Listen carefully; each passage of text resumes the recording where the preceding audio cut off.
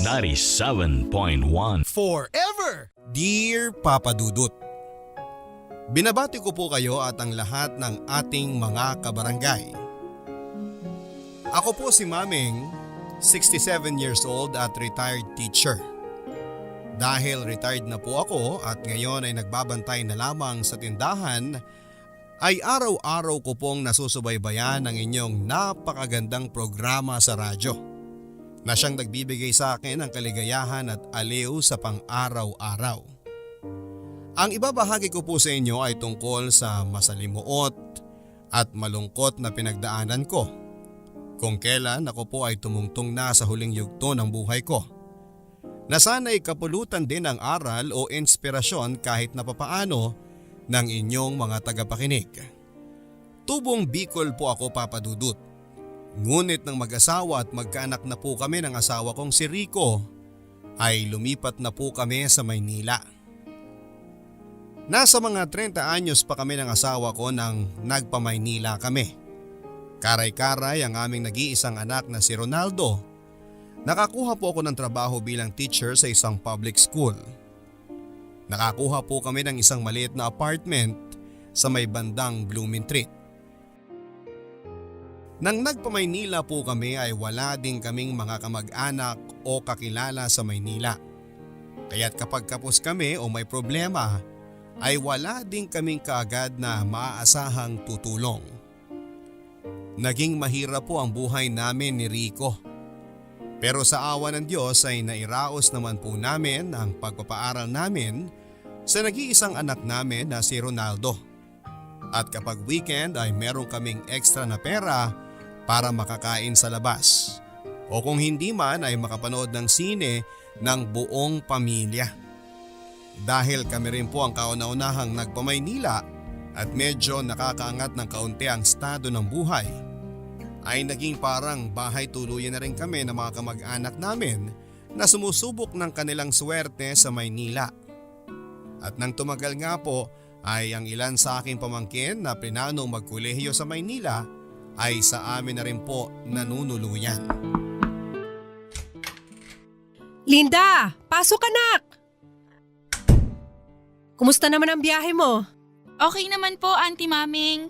Halika dito, ipakita ko muna ang kwarto mo sa'yo. Marami po talagang salamat, Auntie ha. Naku, walang anuman. Pasensya ka na at maliit tong kwarto ha. Naku, ano po ba kayo, Auntie? Yung bahay nga po namin, di ba? Halos malaki lang ng konti dito. At saka pasensya ka na at manig lang muna to. Kasi yung kama ni Ronron, inilipat na muna namin dun sa kwarto namin mag-asawa. Ha? Naku, lumipat pa po si Ronron dun sa kwarto nyo? Kung mga lalahanin yun, okay lang yun. Baka wala na pong privacy yung bata. Hindi ba high school na rin siya? Okay lang, lalaki naman yon. Ikaw babae ka kaya kailangan mo ng privacy. At saka bukod pa riyan, di ba yung pinsan mong si Risa? Mukhang dito rin sa Maynila gustong papag-aralin ni Uncle Estong mo sa 1 taon. Kung magkataon, 2 kayo mag-share ng kwarto. Sana okay lang din sa'yo. Naku, Auntie, syempre naman. Kami na nga lang din ang nakikituloy sa inyo. Pati rin po pala si Risa dito na rin sa Maynila mag-aaral. Kung makapasa siya sa scholarship. Kawawa naman yung pinsan mo na yun tumawag sa akin nung isang araw, umiiyak. Nalaman kasi niya na dito ka na mag-aaral kaya naengganyo. Gusto daw kasi talaga niya na dito sa Maynila mag-aral. Pero ayaw payagan ni Estong. Kasi nga daw mahal. Ipinagpipilitan na doon na lang daw siya mag-aral sa Bicol. Para makatulong doon sa bukid. Diba, honor student din yung pinsan mo na yun. Kaya ang sabi niya, susubukan niya raw na kumuha ng exam para sa scholarship. At kapag nakapasa raw siya, mag-working student din daw siya tulad mo para may maibigay dun sa kanila. Ang sabi ko kako, huwag siya mag-alala at kung ano man ang maging desisyon nila mag-ama bukas na bukas tong bahay namin para sa kanya. Naku, Auntie Maming, hulog po talaga kayo ng langit sa amin. Huwag po kayong mag-alala at tatanawin namin itong malaking utang na loob sa inyo. Sus, wala yun. Syempre sino pa ba naman ang magtutulungan kundi tayo magkakamag-anak, hindi ba? O siya sige, ilapag mo muna yung gamit mo dito at tena sa kusina. Naganda ako na mamimerienda mo at sigurado ako nagutom ka sa biyahe. Maraming salamat po ulit, Auntie Maming, sa pagpapatuloy niyo sa akin dito. Pati po sina Mama at Papa, sobrang pasasalamat din sa inyo. Walang anuman kamo. O tara na at makalusaw na yung yelo dun sa juice.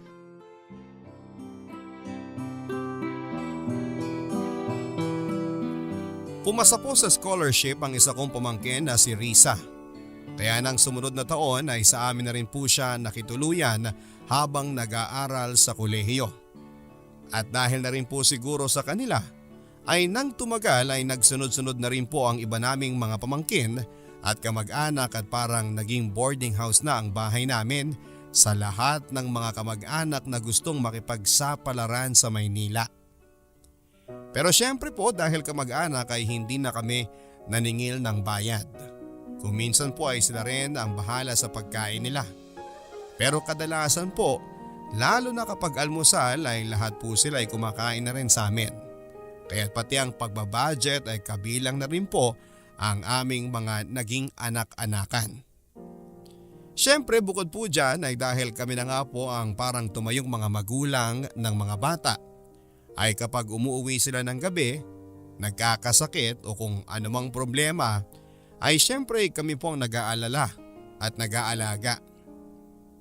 Mabuti na nga lang din po at naging maunawain din ang aking asawa at anak, kaya kahit na masikip po ang bahay namin, ay tingin ko'y naging ayos lang din naman po sa kanila. Lahat po ng mga nakitira sa amin ay pinala din po naman na makapagtapos ng pag-aaral. Ang iba nga po sa kanila ay nakapag-abroad na rin. At nang makita po namin na lahat sila ay nalagay na rin sa ayos, naging independent at naging mas maalwan ang buhay, ay sapat na pong sukli sa amin ng Diyos para sa aming kabaitan. At noong mga nagkatrabaho naman po sila ay hindi rin naman nakalimot na mag-abot-abot o magbigay ng regalo kapag Pasko. Pero nang nagkaroon na rin po sila ng sarili nilang pamilya, matapos ng ilang taon, ay unti-unti na rin pong nawala ang mga abot na pera o regalo kapag Pasko. Naging maayos naman po ang takbo ng buhay naming pamilya. Nakagraduate at nakakuha naman ng trabaho ang anak kong si Ronaldo, kaya't medyo gumaan-gaan ang buhay namin. Pero 10 years ago ay may malas pong dumapo sa amin. Na-stroke po ang asawa ko at hindi rin nagtagal ay inatake po siya sa puso at namatay. Rico, bakit mo naman kami iniwan agad ng anak mo? Mahal na mahal kita, Rico! Tama naman! Hindi ko alam kung paano ko mabubuhay nang wala ka. Tama na po! Ang mahalaga masaya si Papa. Hindi na siya maghihirap. Tama naman!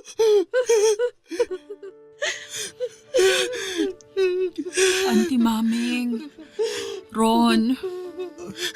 Ate Linda, mabuti nakarating ka.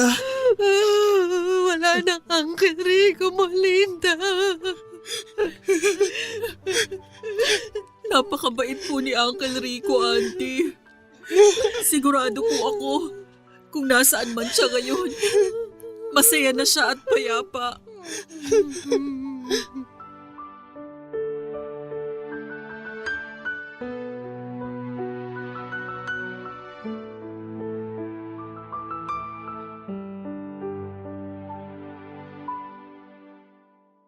Auntie, pasensya na po pala at hindi na namin nadalaw si Uncle Rico nung nasa ospital siya at may sakit. Pasensya na din po kung hindi ko na po nasagot yung text at tawag mo. Aaminin ko sa'yo, Linda. Nagtatampo ko sa'yo. Sa inyo. Alam niyo bang lahat kayo ay sinubukan naming kontakin ni Ronron? Pero iisa lang ang rumisponde. Si Marlon lang. Kung sino pa yung nasa Saudi at malayo, yun pa ang nakontak namin. Auntie, pasensya na po talaga. Sobrang busy ko po kasi nitong mga nakaraang buwan. Inaasikaso ko rin po kasi yung papeles ko sa abroad. Eto po, Auntie. Maliit na halaga lang po yan, pero sana kahit papano makatulong sa inyo. Salamat. Huwag po kayong mag-alala, Auntie.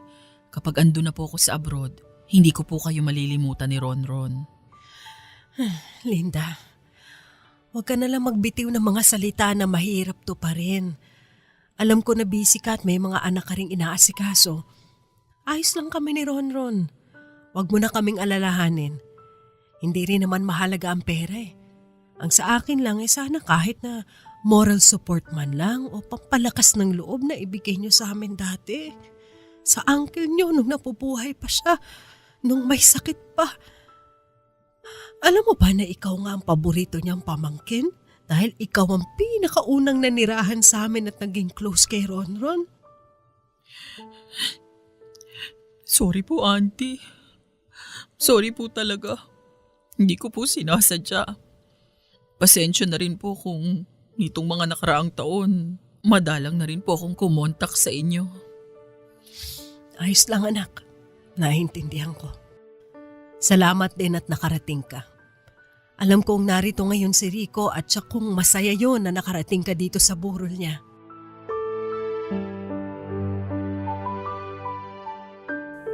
Years po matapos na mamatay ang asawa kong si Rico ay may panibago na namang dagok na dumating sa pamilya namin. Nadengge po ang anak kong si Ronaldo at sa kasamaang palad po dahil huli na nang malaman namin at medyo mahina din ang resistensya ng anak ko ay hindi po niya nakayanan. At matapos ng 1 linggo sa ospital ay pumanaw din.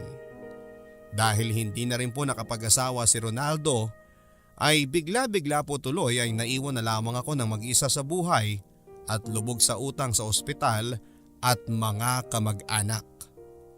Sinubukan ko pong maging malakas, Papa Dudut. Pinanlabanan ko po ang dalamhati ng pagkawala ng 2 taong pinakamahalaga sa buhay ko.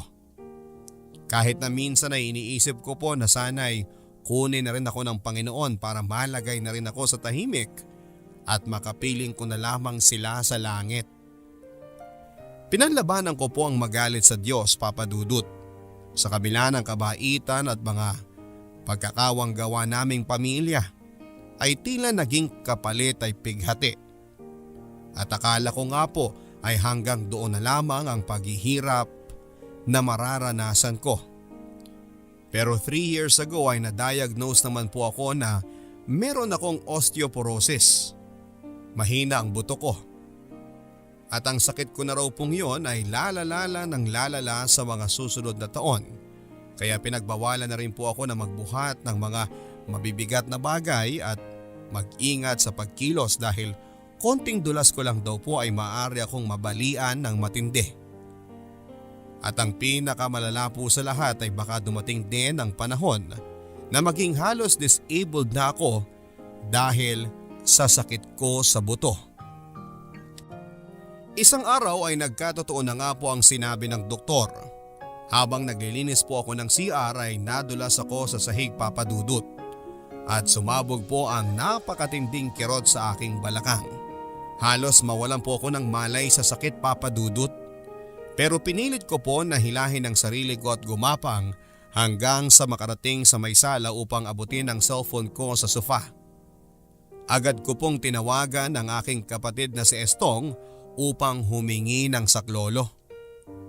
Halos 7 oras din po ako na nakaratay sa sahig at iniinda ang sakit, Papa Dudut.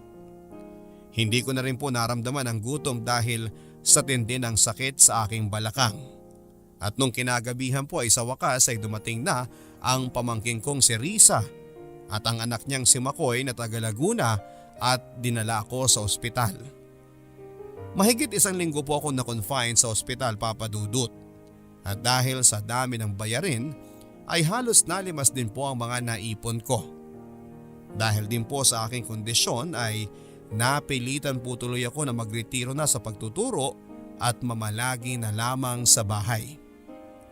Pero dahil mag-isa na lamang po ako sa buhay at halos baldado na dahil sa aksidente ay kumukuha na lamang po ako ng mga katulong sa bahay na maghahanda ng pagkain at maglalaban ng mga damit ko. Ngunit 6 na buwan lang po na puro palabas ang pera ay nag-worry na ako sa kalagayan ng aking pangpinansyal kaya't itinigil ko na rin po ang pangungupahan ng kasambahay at nagsumikap na lamang na mabuhay na mag-isa. Sandali lang. Ay. Sandali lang, paparating na. Ate Mameng! Estong! Risa! Nako, mabutit na padalaw kayo. Tuloy, tuloy. Mano po, auntie? Kaawaan ka ng Diyos. Sandali, paghahanda ko kayo ng merienda, ha? Ate, ano ka ba? Halos hindi ka na nga makakilos dyan eh. Eto, kami na may dala na merienda para sa'yo. Risa, dali! Asikasuhin mo ito. Ikaw na mag-ayos ng mamimerienda natin. Naku, wag na, nakakahiya naman kay Risa. Ano ka ba, Mameng? Bayaan mo na yan. At sa ating tatlo, siya ang pinakamalakas. O siya, sige. Ihanda mo na itong mimeriendahin natin, Risa. Sige po, tay. Mabuti naman at nakapunta kayo dito sa Maynila. Kasi, binyag na nga po ni Risa. May apo na si Risa? Si Makoy, nabuntis yung girlfriend. Hindi mo ba alam? Risa! Akala ko ba inimbitan ninyo ang auntie mo sa binyag? Nag-text po ako sa inyo, auntie. Hindi niyo po ba na-receive yon? Wala akong nire-receive. Pambihira naman, Risa. Bakit kasi text lang ang ginawa mo? Hindi mo tinawagan ang auntie mo? Pasensya ka na, ate, ha? Nako, okay lang. Hindi rin naman ako makakapunta sa kalagayang kunto. Kaya nga, minabuti ko nang bumisita sa'yo dito dahil nag-aalala ako sa'yo. Lalo na kapag hindi ka nakakasagot ng telepono pag tumatawag ako. Oo, pasensya na ha. Naglolo ko na rin kasi tong cellphone ko sa sobrang luma. Minsan hindi ko na naririnig ang tawag. Kamusta ka naman dito, ate? Nako, ang payat-payat mo na. Medyo pumayat nga rin ako ulit eh. Nito mga nakaraang linggo kasi, sumumpong na naman yung sakit ko sa likod. Nahirapan na naman ako makakilos. Ang hirap naman ng kalagayan mo dito, ate. Nag-iisa ka lang. Sa edad at kondisyon mong yan, dapat palagi ka nang may kasama. Eto ang sina Risa, sina Makoy, sinabihan kong bisitahin ka naman dito paminsan-minsan eh. Mukhang hindi rin buwibisita itong mga to. Pabayaan mo na. Ang layo din ng Laguna sa Maynila, traffic pa. Ay nako, ate, hindi talaga ako mapapalagay lalo pat nakita ko na ang kondisyon mo dito. Itong bahay mo, ang dami na rin sira. Kapag may nangyari aksidente sa'yo, wala man lang sa aming makakaalam. Ganun talaga. Ano naman ang magagawa natin? Ipagpasa Diyos na lang. Hindi po pwedeng ganun, ate. Ganito, bakit hindi ka na lang doon sa Laguna manirahan? Kina Risa? Oo! Naku, wag na. Makakaabala lang ako doon. Sus! Ate, wag mong isipin yun. Isa pa, ang laki ng utang na loob namin sa'yo. Etong sina Risa, yan silang lahat magkakapatid. Sa'yo dati nakituluyan yan. Sige ha, sa isang linggo, bago ako bumalik ng Bicol, susunduin ka namin dito para doon ka na sa Laguna manirahan. Pumayag na rin po ako sa kagustuhan ng kapatid kong si Estong na manirahan sa poder ng kanyang anak na si Risa. Pero sa totoo lang po, Papa Dudut, ay nakaramdam na po ako na hindi ganoong kaboto si Risa sa paglipat ko sa kanila. Masikip nga naman ang kanilang bahay at ang pamilya ni Makoy ay doon na rin pala nakatira sa bahay ni Risa.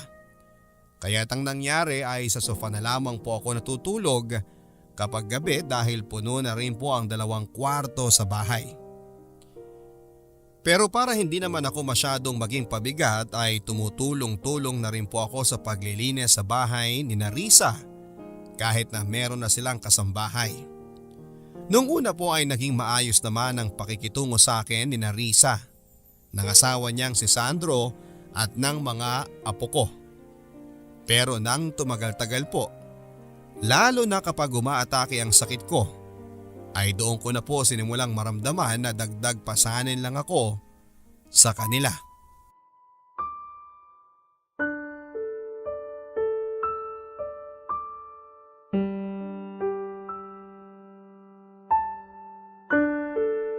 Nay Mameng! Kakain na ho! Salamat, Wena. Wena, Pwede mo ba akong humaakay papunta sa CR? Mamaya na ho. Pagkakain nyo para isang puntahan na lang sa CR. Naiihi kasi ako eh. Buena, may nilagay akong pantalon sa labahan. Siguraduhin mong malaban agad yun ha, gagamitin ko bukas. Sige po, Sir Sandro. Sige, alis na ako. Sir, pwede ho ba kayo makausap? Tungkol saan? Sir, pwede ho ba akong makahingi ng kahit konting increase sa sweldo ko? Ha? Sir, ang dami ko nang gawain dito sa bahay eh. Nung pumunta naman ako dito, ang usapan lang natin luto, laba, plancha, linis ng bahay lang ako. Ngayon, may baby na si Makoy. Minsan sa akin pa pinapaalaga. Tapos ngayon, pati matandang baldado inaasikaso ko na rin. Minsan-minsan lang naman yan ha. Si Makoy ho, minsan lang nagpapaalaga. Pero itong lola nyo ho, parang caregiver na po ako dito eh. Magkano bang gusto mong dagdag? Kahit dagdag 1,000 lang po kada buwan. Pwede na ho yung pagtiyagaan. 1,000? Laki naman nun. Sir, kung hindi nyo ho kakayanin baka lumipat na lang po ako ng trabaho niyan. Sayang naman, 5 taon na ho ako dito sa inyo. Tiwala na kayo sa akin. Siya. Pag-uusapan namin ng Ate Risa mo pag-uwi niya. Sige ho, sir. Salamat ho. Hala! Bakit naman basa dyan sa sahig? Pasensya ka na, Wena. Hina kasi ako eh. Ano ba naman yan? Nakakadiri naman. Bakit naman hindi kayo makapaghintay? Hindi ko na kayang pigilan pa eh. Napakababoy nyo naman. Buti kung kayo ang maglilinis niyan sa akin din yan iaasa. Sige, bayaan mo na. Ako na maglilinis. Ay, wag na. Ako na lang. Anong ginagawa mo? Binibidyo ko yung ihi ninyo sa sopa para ipakita kina ma'am at sir na kulang yung pinapasweldo nila sa akin para sa trabaho ko dito sa bahay. Ang mabidyohan po ako na naihian ko ang sarili ko. Ang pinakamasakit at nakakahiya po sigurong naranasan ko, Papa Dudut. Matapos po ng pangyayaring yon ay hindi ko po mapigilan ang mga luha ko at naiyak na po talaga ako. Pero sa halip na maawa sa akin ay mas nabwisit pa po sa akin ang kasambahay ni Narisa. Pag uwi po ni Narisa ay akala ko'y ipagtatanggol nila ako sa kasambahay, pero sa halip na pagsabihan po si Wena na masyado nang sumusobrang ginagawa niya ay puro singhal lang ang ginawa ni Risa, pati na ng kanyang asawa. Parang nabwisit pa po sila sa pagkasira ng sofa at tila parang ipinaparanig po sa akin na ngayon daw ay dagdag gastos dahil kailangan na nilang palitan ng sofa. Hiyang-hiya po ako, Papa Dudut, at sobrang nanliit po ang tingin ko sa sarili ko. Akala ko'y mahirap ang buhay ko noong mag-isa lamang ako sa bahay at baldado. Pero ngayong may mga kasama ako at nakikitira sa mga kamag-anak ay mas nakakaramdam pa po ako na mag-isa ko at walang kakampi sa buhay. Kaya nang gumaling na po ako ng kaunti ay tinawagan ko po ang aking kapatid na si Estong at nagsabi na babalik na lamang ako sa bahay ko sa Maynila. Na nagpumilit po si Estong na manatili ako kina Risa ay napilitan na rin po tuloy ako na ipagtapat sa kanya ang mga hindi magagandang naging karanasan ko sa bahay. Hiyang-hiya po si Estong at galit na galit. Pero nakiusap po ako na huwag nang sabihin kina Risa dahil baka ako rin po ang maipit. Papa Dudut, inihanda ko na po ang sarili ko para makabalik na sa Maynila. Pero isang araw bago ako umalis sa poder ni Narisa ay nagulat po ako nang dumating si Mando, ang asawa ni Linda. Kinausap pala ni Estong si Linda na nagtatrabaho sa Dubai at napagkasunduan nilang sa bahay na lang daw muna ako ni Linda sa Cavite mamalagi. Kaya kinabukasan, sa halip na sa Maynila ay dinala po ako ni Mando sa bahay nila sa Cavite. Pagdating sa bahay ni Mando ay halos ganun din po kasikip ang lugar kina Risa. Ang dalawa po kasi nilang anak na lalaki na may sariling pamilya na ay doon na rin po nakatirang lahat sa bahay ni Linda. Kaya kahit na mas malaki po ng kaunti ang bahay ni Linda ay siksikan pa rin ang husto dahil 3 pamilyang magkakasama sa iisang bubong. At para may mapaglagyan sa akin ay gumawa sila ng maliit na barong-barong katabi ng bahay ng mga aso nila sa loob ng compound at doon ako nilagay. Halos sing laki lang po ng kama ang laki ng barong-barong na itinayo nila para sa akin. Pero pasalamat na rin po ako sa kabaitan nila at kahit na papaano ay nagkaroon pa rin ako ng masisilungan sa lugar nila. At tulad po kina Risa ay tumutulong din po ako sa mga gawaing bahay kina Mando para hindi naman po ako maging masyadong pabigat sa kanila. Naging okay naman po ang pakikitira ko kina Mando ng mga unang buwan. Pero dahil nga po sa nakahiwalay ako ng tinutulugan sa kanila, ay kung minsan ay pakaramdam ko ay ibang tao ako sa kanila. Hello? Estong! Ate Babeng, kamusta kayo dyan?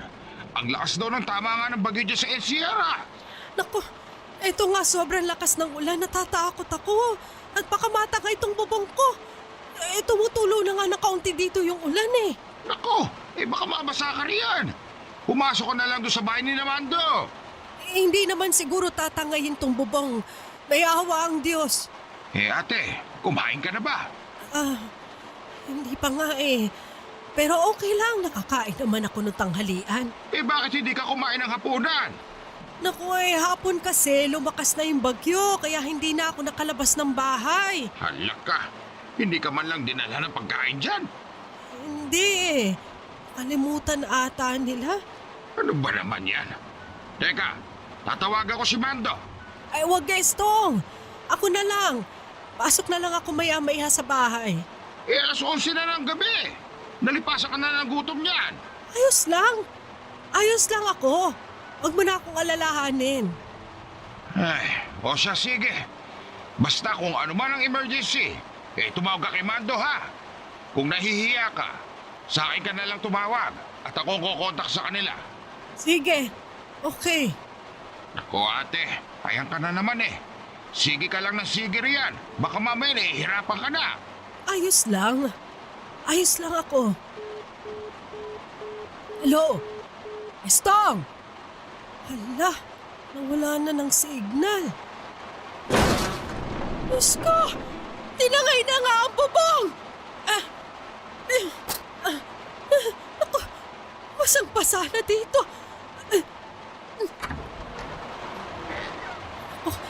Kailangan ko na pumunta kina Mando. Mando! Mando! Ang nanay-maming niyo to! Buksan niyo ang pinto! Nasira na ang bubong ko sa labas! Mando! Luis! Karina! Buksan niyo tong pinto! Ang nanay-maming niyo to! Buksan niyo na yung pinto, parang awa niyo na! Lamig na ako dito! Ando! Parang awa niyo na! Buksan niyo itong pinto! Hindi po nila ako pinagbuksan ng pintuan, Papa Dudut. Kinabukasan ay nagulat na lamang ako nang ginising nila ako ng tanghali at nakahiga na ako sa sofa. Grabe po ang lagnat at trangkaso ko at nawala na po pala ako ng malay sa labas ng pintuan dahil sa lamig. Ang nangyari po pala ay habang nasa labas ako at kumakatok sa pinto ay hindi nila ako naririnig dahil sa lakas ng bagyo at kahimbingan nila sa pagtulog. Pero hindi rin naman po ako makapagtampo sa kanila dahil hindi naman nila kasalanan na tangayin ang bubong ko at ang hindi nila marinig ang katuko dahil tulog na sila. Dahil nasira na nga po ang barong-barong ko sa labas ng bahay ni Namando, ay pansamantala po muna akong doon natutulog sa sala nila. Mahigit 1 linggo din po na nakaratay ako sa sofa dahil sa matinding trangkaso at lagnat. At dahil lahat po sila doon sa bahay ay busy sa kani-kanilang mga buhay, ay halos wala rin pong nag-aasikaso sa akin noong nakaratay ako. Salamat na lang po sa Diyos at kusa na ring nawala ang sakit ko at nanumbalik din ang aking lakas. Pinatayuan po nila akong muli ni Mando at Linda ng barong-barong sa labas ng bahay nila. Bumalik na po ulit kahit papaano sa ayos ang buhay ko matapos noon. Pero ilang buwan lang po matapos noon ay may isang matinding dalamhati na naman ang dumapo sa buhay ko. Nagkasakit po ng malubha ang kapatid kong si Estong at nang dinala nga po sa Maynila ay napag-alaman ng mga doktor na nasa stage 4 na pala ang colon cancer niya. Ate, maraming salamat sa pagbabantay mo sa akin dito sa ospital ha. Pasensya ka na kung ikaw rin ang naatasan magbantay sa akin. Lahat kasi sila busy eh. Ano ka ba, Estong? Wala ito. Sa loob nga ng ilang taon, ngayon lang ulit ako naging sumaya-saya ng konti. Pero dahil pa sa masamang pagkakataon. Ate, pasensya ka na talaga kay Narisa ha. Sinubukan ko silang kausapin. Pero hanggang sita lang naman ako eh. Sila pa rin ang nasusunod. Matatanda na rin kasi sila. Hindi na kagaya nung mga bata pa na madaling mapagsabihan at agad na sumusunod sa nakatatanda. Ngayon, masalimuot na. Lalo pat may mga kanya-kanya na rin pamilya na iba-iba na rin ang mga ugali. Okay lang yun. Naiintindihan ko naman. Pati ang kina Linda. Pakiramdam ko hindi rin maayos ang trato sa'yo. Doon ka pa itinira sa labas ng bahay nila sa parang halos barong-barong, katabi ng mga aso. Buti pa sana, doon ka na lang sa Bicol tumira. Nako, Estong. Alam ko rin naman na punong-puno na kayo doon. At saka hindi ko rin kakayanin ng ganong kahabang biyahe. Alam mo namang ton likod ko. Ilang oras lang ako nakaupo, kumikirot na. Ang hirap talaga ng tumatanda, no? Noong mga bata tayo, akala natin habang buhay tayo malakas.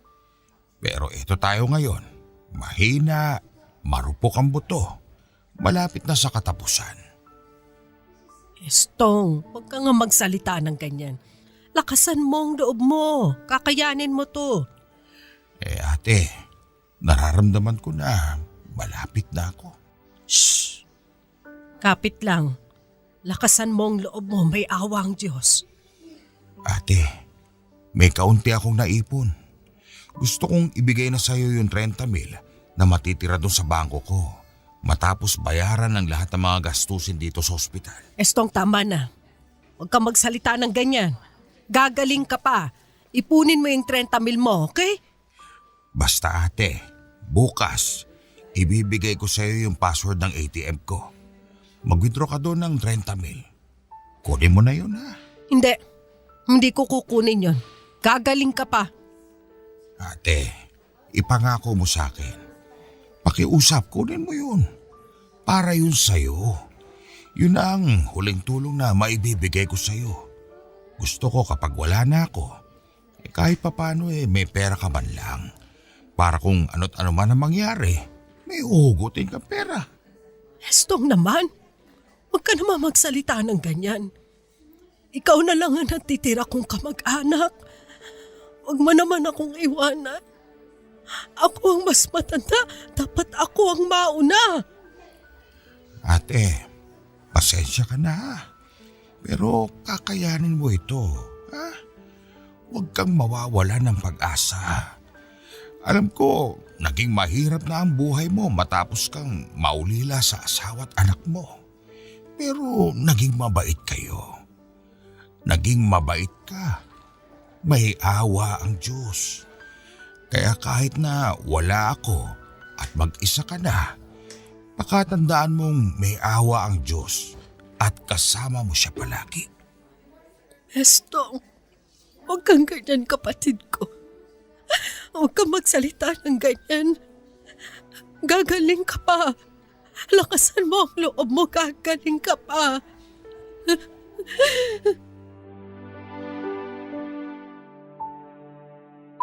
Hindi ko na po natanggihan si Estong at sinunod ko ang kanyang kagustuhan. Kinabukasan ay pumunta na nga po ako sa ATM at winidraw ang 30,000 sa savings niya. At bilang patunay ay ipinakita ko pa sa kanya ang perang winidraw ko. At parang hinintay nga lang po ni Estong na gawin ko yon dahil noong kinagabihan noon ay pumanaw na po siya. Parang pinagsakluban po ako ng langit, Papa Dudut. Si Estong na lang ang natitira kong kamag-anak sa mundo. Kamag-anak na may pakialam sa akin. Dahil yung iba kamag-anak ko nga pero masahol pa sa estranghero ang trato sa akin. Nang nawala po si Estong ay pakaramdam ko ay nawala na ako ng kakampi, Papa Dudut. At kung akala ko na wala na akong ikakalungkot pa, mula nang mawala ang asawa at anak ko, meron pa pala nang nawala si Estong. Sa pagkakataong yun, pakaramdam ko ay talagang mag-isa na lamang po ako, Papa Dudut. At kahit na masakit po sa damdamin at gustong gusto ko na po talaga na maggalit sa Panginoon, ay pinanghawakan ko ang sinabi sa akin ni Estong. Dahil sa nangyari ay mas naging madasalin ako. Nang nawala po si Estong ay nawala na rin po ang nag-iisang tao na nasasabihan ko ng aking mga problema at nagpaparamdam sa akin na may halaga at silbi ako. Kaya't mula noon ay tanging Diyos na lamang ang kinakausap ko, ang hinihingahan ko ng sama ng loob ko. Sa loob ng 1 taon, matapos na mamayapa si Estong ay nagpatuloy naman po ang payapang buhay ko sa poder ni Nalinda. Kahit na malungkot at pakiramdam ko ay sampid lamang ako sa pamilya nila, ay nagpapasalamat na rin po ako at may bahay akong natitirhan at may nakakain. Pero sa kasamaang palad po ay nag-away po si Linda at ang kanyang asawang si Mando. Nanlalaki po si Linda sa Dubai at nauwi sa paghihiwalay nila ni Mando. At dahil po sa pangyayaring yon ay naging alanganin po ang estado ko sa bahay ni Linda. Hanggang sa isang araw ay kinausap ako ni Mando at sinabi po nila na ibebenta na nila ang bahay at lupa nila sa Cavite. Kaya pasensya na raw ako pero kailangan ko nang umalis. Ang sabi po nila ay babalik na lang daw po nila ako sa bahay ni Risa sa Laguna. Labag man po sa loob ko, ang bumalik sa mga taong minsan nang isinuka ako, ay binabaan ko na lang din po ang pride ko at kinapala ng mukha.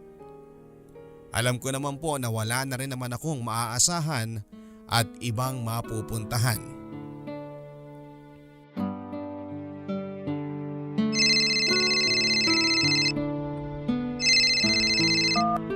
Hello? Sandro, Sino to? ang Kuya Mando mo to. Kuya. Napatawag ka. Hindi sinasagot ni Risa yung telepono niya eh. Kapon pa kami tawag ng tawag dyan. Papunta na kami. Ganun ba? Ano kasi kuya? Wala kasi kami sa bahay. Ano? Bakit hindi nyo kagad sinabi? Medyo busy kami. Busy nga ba o iniiwasan nyo yung tawag ko? Hindi naman sa ganon. Talagang nagkataon lang kuya. Paano na yan? Papunta na kami dyan. Kasama ko tong matanda. Baka pwedeng bukas nyo na lang dalhin. Ngayon lang ang oras ko. Hoy Sandro, umamin nga kayo. Ayaw nyo bang kunin to? Hindi naman sa ganon kuya.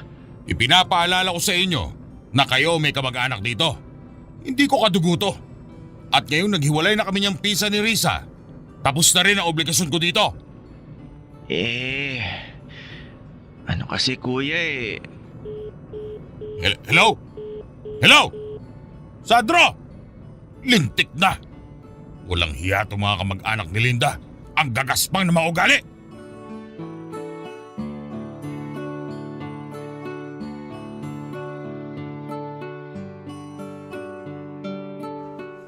Nay!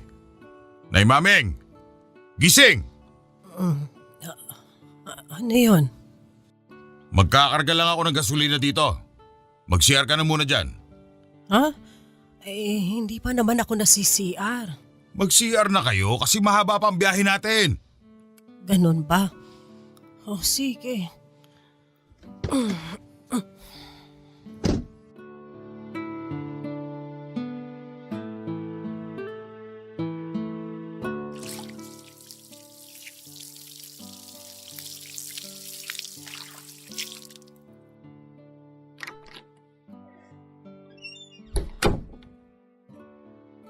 Saan na yung kotse? Mando? Mando? Neng, nakita niyo ba yung kotse dito na puti? Nagpagasolina lang yun ngayon lang eh. Yung puti ho? Naku, umalis na.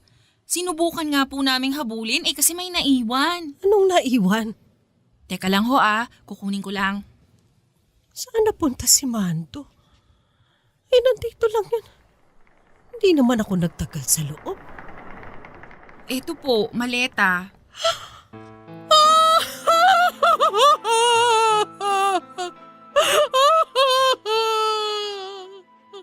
Sa inyo po ba to? Oo. Hindi na yan iniwan. Sinadya niyang iwan. Iniwan niya ako. Ho? Naku, Nay. Teka po, doon po muna kayo sa may opisina namin. Tara na po. Tutulungan po namin kayo.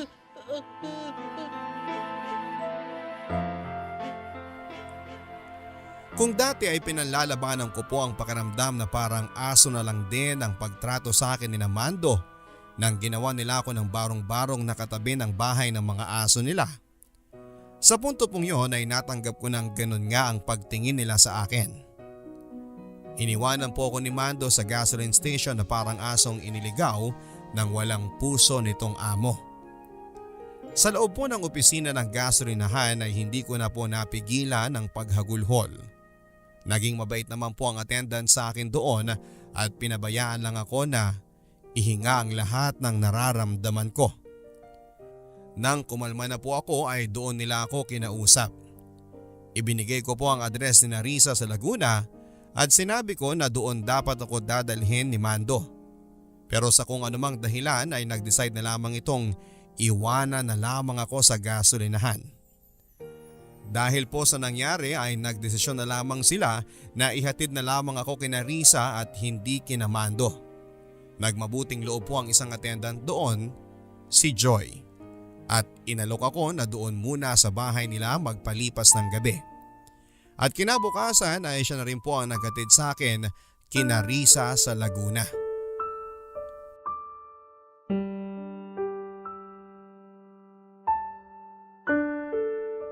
Tao po! Tao po!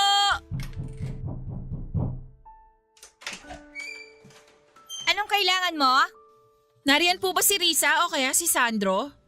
Ay wala sila dito. Kasi yung auntie nila andito kasama ko. Dapat ihahatid daw siya dito kahapon. Sinong auntie? Wena! Ako yung sinasabi niya. Ihahatid ako dapat dito ni Mando kahapon. Hindi kita kilala. Ano? Uy, Wena! Ano ka ba? Hindi nga kita kilala sabi eh. Umalis na nga kayo. Teka, baka naman nandyan yung amo mo. Baka pwede naming makausap. Wala nga sila dito eh. Ang kukulit nyo ah. Hoy! Grabe ka makasigaw ah! Ikaw ba may-ari ng bahay? Tara na, Lola Maming. Hoy! Anong ginagawa ninyo? Lumabas nga kayo dito. Hindi kayo pwedeng pumasok. Ano ba? Bitiwan mo kami! Bitiwan mo yung matanda! Ay, ang ugali mo! Lumayas kayo dito! Layas! Ano ba? Labas na! Ma'am Risa! Sir Sandro! Sino yan? Naku sir, sinubukan ko pong huwag papasukin nagpupumilit eh. Joy, tara na. Huwag po kayo mag-alala, Lola. Akong bahala. Sir, eto po kasing si Lola Maming, ihahati daw dapat dito sa inyo kahapon ng Mando. Kaso yung Mando po, iniwan itong si Lola Maming dun sa gasolinahan na parang aso. Ngayon po, hinahatid ko siya dito sa inyo. Ang kulit mo no? Sinabi na nga hindi namin kilala yung matandang yan. Tumahimik ka nga. Tama siya. Hindi namin kilala ang matandang yan. Ano? Umalis na kayo ngayon din. Kundi kakasuhan namin kayo ng trespassing. Aba, talaga nga naman palang walang kwenta itong mga kamag-anak ninyo, Lola Maming eh. Layas na nga sabi eh. Kakasuhan kayo ni sir ng trespassing kapag hindi kayo umalis. Kung kayo kaya ang kasuhan namin. At anong ikakaso ninyo? Hindi ko kaano-ano yung matandang yan. Wala akong obligasyon dyan. Mga wala kayong puso! Lola Maming, tara na. Ako na po ang kukup-kup sa inyo.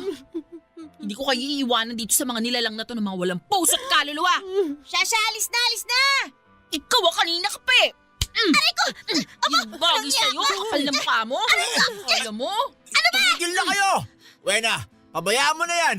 Lumayas na nga kayo dito! Ay, di sir, sandali lang! Babawi lang ako! Huwag mo nang patulan, Wena!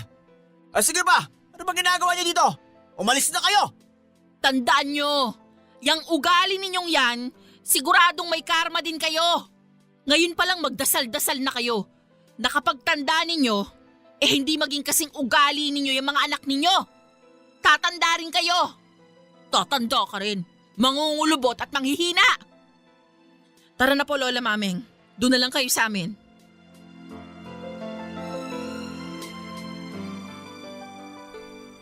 Kinupko po ako ni Joy Papadudut. Sa isang iglap ay bigla akong nagkaroon ng tirahan. Maayos na higaan, regular na pagkain at taong may pakialam sa akin. Sa totoo lang po Papadudut, hanggang sa ngayon po na sinusulat ko ito ay hindi pa rin ako makapaniwala na bigla na lamang nag-cruise ang landas namin nitong napakabuti at busilak na estranghero na buong puso akong kinupkop at pinagbuksan ang bahay niya. Sa saktong oras po ng pag-iwan sa akin na parang aso ni Mando sa gasolinahan, ay doon ko rin pala makikilala ang tao na magpapakita muli sa akin ng kabutihang walang hinihinging kapalit. Single mother din po si Joy at nang malaman ko ang pangalan ng kanyang anak ay Ronald ay tinayuan po ako ng balahibo. Bigla kong naramdaman ang presensya ng yumao kong asawa at anak. Bigla kong naramdaman na kahit mag-isa lamang ako dito sa mundo ay parang hindi nila ako pinabayaan. Naalala ko rin pong bigla ang kapatid kong si Estong at ang huli nitong sinabi sa akin na huwag daw akong mawawala ng tiwala sa Diyos dahil siyang bahalang magligtas sa mga anak niyang dalisay ang puso. Dahil nakatabi pa rin po ang aking 30,000 na ibinigay sa akin ni Estong ay ginamit ko po yun para makapagpatayo ng maliit na tindahan sa bahay ni Joy. Sosyo po kami Papadudut. At kung dati pinabayaan lang ni Joy na manirahan ako sa kanila ng libre, pagkatapos po ng unang buwan ng pagtitinda ay nagabot na rin po ako sa kanya ng renta. Tinanggihan po niya nung una pero pinilit ko pa rin po na tumanggap siya sa akin ng renta. Bilang tulong ko na rin sa kanila dahil alam kong hirap din sila sa buhay. At bukod sa akin ay nakapisan din sa kanya ang nakababata niyang kapatid. At sa awa naman po ng Diyos ay palakas din po ang benta namin sa tindahan. Mag-iisang taon na po akong nakatira kina Joy Papadudut. At kahit na kapag may mga panahon na nagkakasakit ako ay naaasahan ko po sila na alagaan din ako. Para po nila akong kadugo at nanay kong itrato. Hindi po katulad ng mga naging sarili ko pang kadugo. Sa punto pong ito ay wala na po yata akong mahihiling pa sa Diyos. Binigyan niya po ako ng himala sa katauhan ni Joy at ng mga kamag-anak niya. At ipinagdarasal ko na lamang din po ay yung mga ibang kagaya ko na nasa huling yugto ng kanilang buhay ay biyayaan din ng Panginoon ng mga taong mag-aaruga at magmamahal sa kanila hanggang sa kanilang huling hininga. Ang inyo pong kapuso at kabarangay, Mameng.